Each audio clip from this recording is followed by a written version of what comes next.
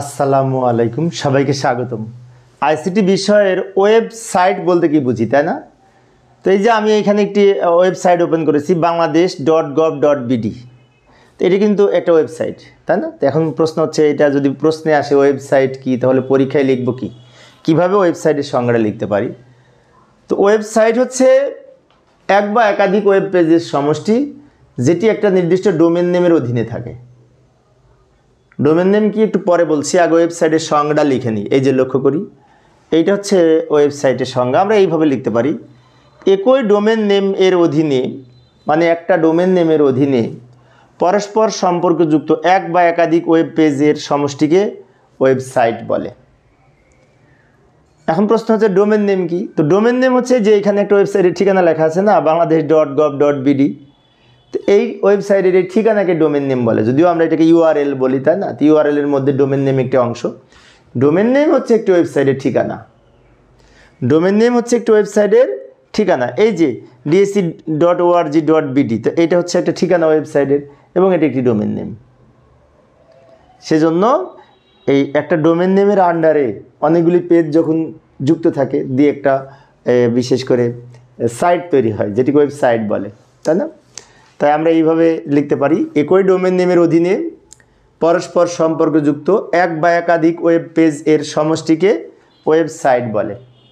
Website একটা page নিয়েও হতে পারে, একাধিক পেজ নিয়েও হতে পারে। তো একাধিক পেজ নিয়েই বেশি হয়, এক পেজের ওয়েবসাইট খুব কম দেখা যায়। এবার আমরা এই ওয়েবসাইটের প্রকারভেদ বা ওয়েব পেজের প্রকারভেদ সম্পর্কে যদি একটু লক্ষ্য করি, গঠন অনুযায়ী ওয়েব পেজ বা ওয়েবসাইট দুই ধরনের, যথাক্রমে static web page, dynamic web page. আবার অবস্থান অনুযায়ী ওয়েব পেজ দুই প্রকার, যথাক্রমে লোকাল এবং remote. Local web page, remote web page. এবং ব্যবহারিক দিক থেকে বিভিন্ন প্রকার হয়ে থাকে, যেমন হোম পেজ, মূলধারার পেজ, উপধারার পেজ ইত্যাদি। তো আমি পরবর্তী ক্লাসগুলিকে ধারাবাহিকভাবে static web page, dynamic web page কাকে বলে আলোচনা করব। তো প্রিয় শিক্ষার্থী বন্ধুরা, আমি অবশ্য অল্প অল্প করে 1-2 মিনিটের ক্লাসে আলোচনা করার চেষ্টা করি। তারপরেও একটু বলে দিই, স্ট্যাটিক ওয়েব পেজ হচ্ছে যে ওয়েব পেজের ডেটার মান আপডেট করা যায় না, পরিবর্তন করা যায় না, সেটা হচ্ছে স্ট্যাটিক, পরিবর্তন হবে না।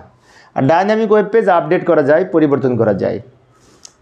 আচ্ছা, লোকাল হচ্ছে স্থানীয়ভাবে তৈরিকৃত, আমি আমার কম্পিউটারে সংরক্ষণ করে রেখেছি, যখন তখন ইচ্ছে হলে দেখতে পারি, এটাকে লোকাল ওয়েব পেজ বলে। এবং লোকাল ওয়েব পেজ ওপেন করার জন্য ইন্টারনেটের সংযোগ না থাকলেও চলে।